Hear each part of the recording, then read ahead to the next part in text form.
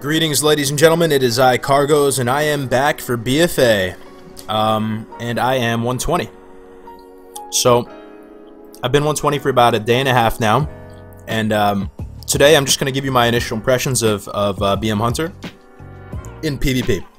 I leveled pretty much the entire way doing skirmishes and BGs. If you didn't know you can do that, you can. It's not the greatest way ever to level, but you can get there. You get about 5% a win in skirmish, and you get about 15 to 20% per BG win.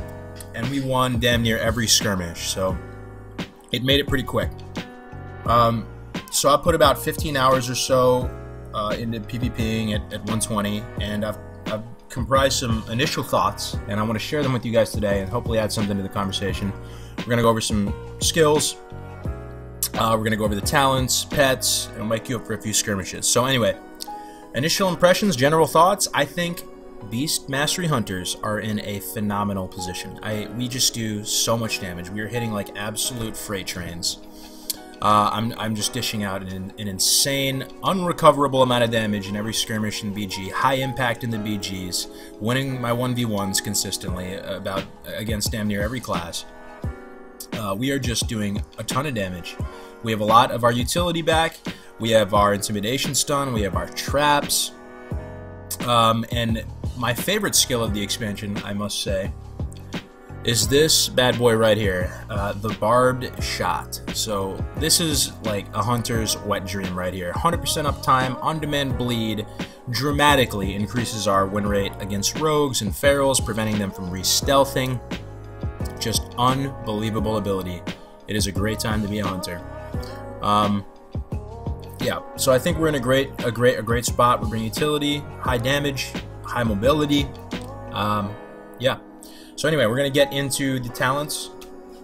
I've been reading a lot of the pre-existing guides, Icy Veins, Method, this dude, this guy over there, Job, Schmo, and I disagree with a lot of the points they make.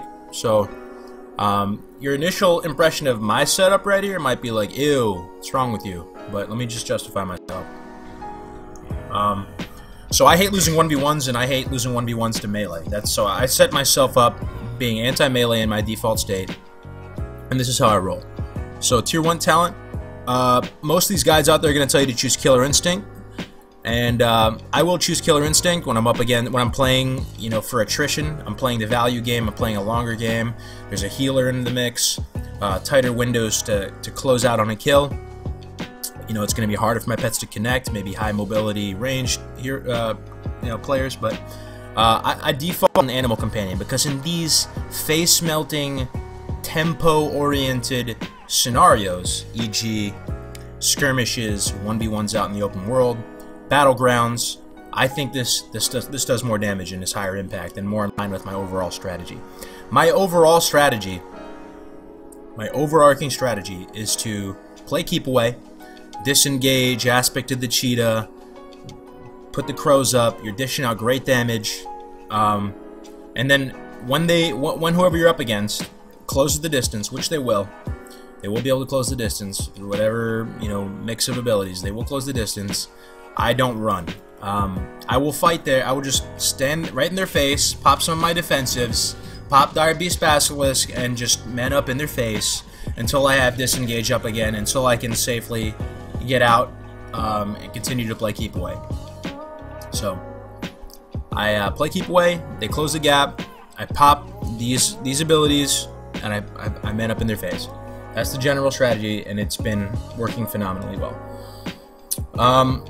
Okay, so yeah, we talked about skills, intimidation, traps. Okay, we're on to talents, right? Okay, so for the tier 2, so I like Animal Companion, like I said. I'll choose Killer Instinct when there's a healer in the mix, and just circumstantially.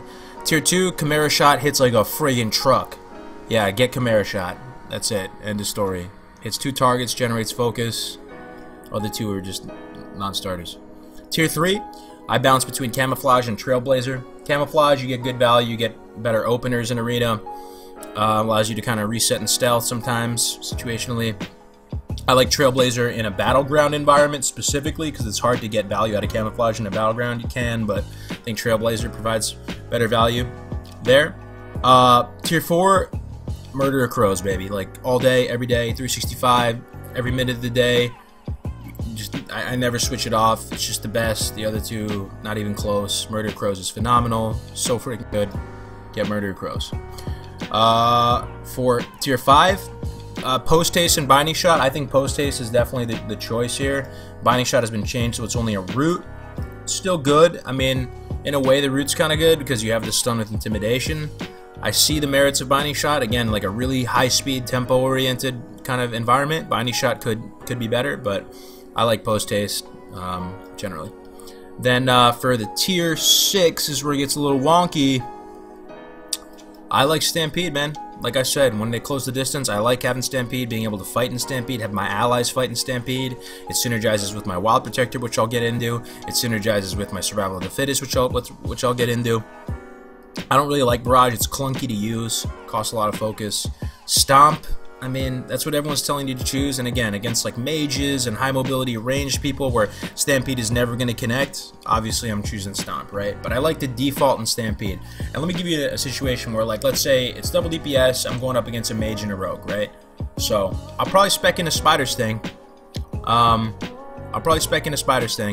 the mage, but I'll keep Stampede and I'll keep Basilisk.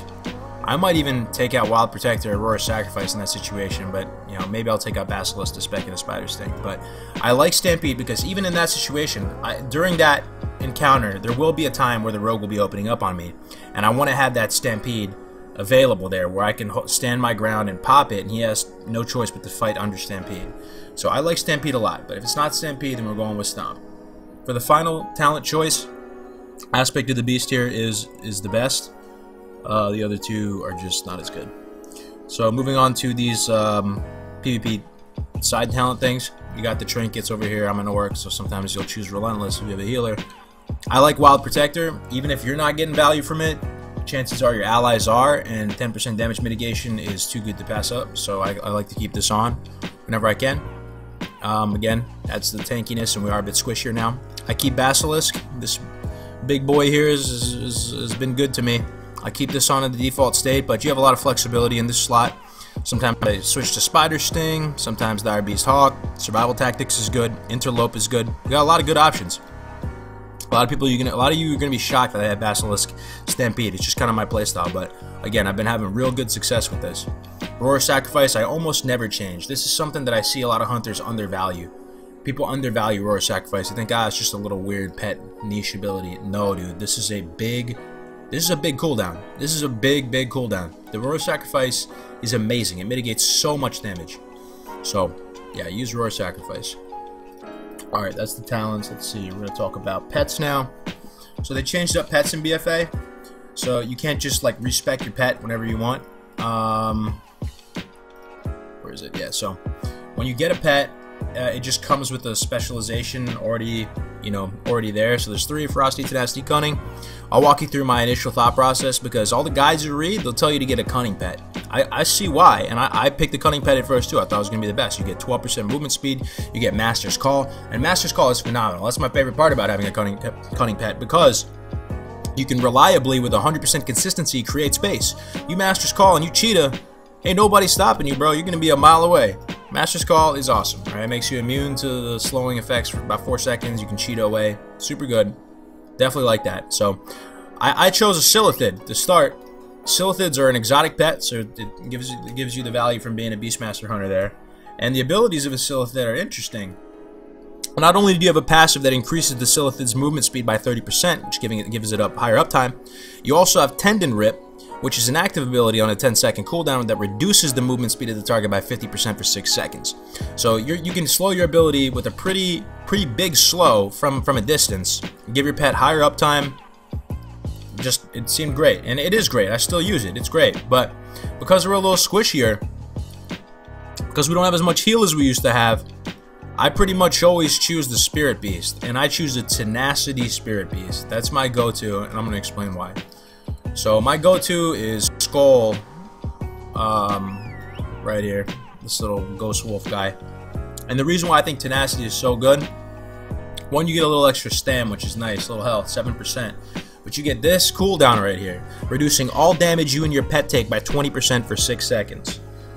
This is so massive, man. And then when you stack this up with the Wild Protector, it's in line with my game plan, right? So I'm attacking a rogue, right? I'm shooting a DK, whatever. I'm running away. He death grips me. Something happens. I can't make space. Disengage is on cooldown. Cheat is on cooldown. What do? I pop Survival of the Fittest. I already have Wild Protector. That's 30% damage mitigation. I'm popping the Stampede. I'm out of range. I'm popping the Stampede. I'm popping Basilisk. I just got everything here stacked up. Pop the defenses, maybe Roar Sacrifice, and I can tank a ton of damage while dishing out some serious pain. Some serious friggin' pain. So, that's the game plan, generally speaking. And that's why I choose it. And this Spirit Beast heal is nothing to laugh at. Look at this heal. Look at this heal, boys. 7k plus an additional 4.656 over 10 seconds. That's solid. That is a solid heal right there. And we don't have the turtle heal. You can get that off a couple times in arena. So that's my choice. Those are my choices for the pets.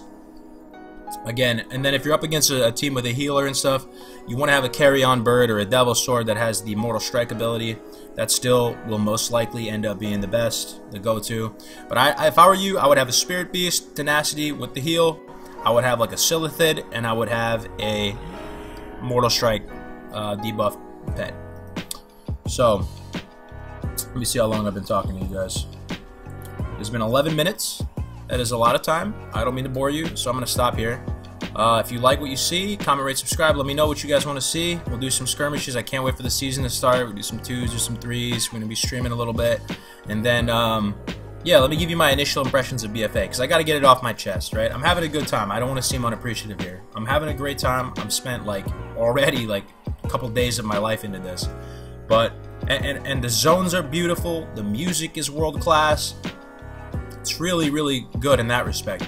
But some of the like art styles and choices and directions are kind of weird to me, man. Like sometimes I feel like I'm playing some little weeby League of Legends meets anime Bleach Naruto. Like I'm looking at Jaina and all these characters that are supposed to be badass, Rexar, and they're looking like there's something straight out of an anime or a manga, and then you know, these little kind of linear scenarios and some of the cringy voice acting, like with the Jamaican kind of troll action going on. Oh man, I don't know, it doesn't do it for me. I don't know, and it's kind of revitalized my hype for Classic WoW, to be honest, this with BFA. I was still gonna play the crap out of BFA. I still respect retail and everything it does. It's awesome, but that's partially why I leveled through PvP, because I wasn't really having a good time leveling through the story and stuff, and that's probably going to get me in a bunch of ways, but anyway, those are just my initial thoughts. I'll see you guys in the next video. Have a good one.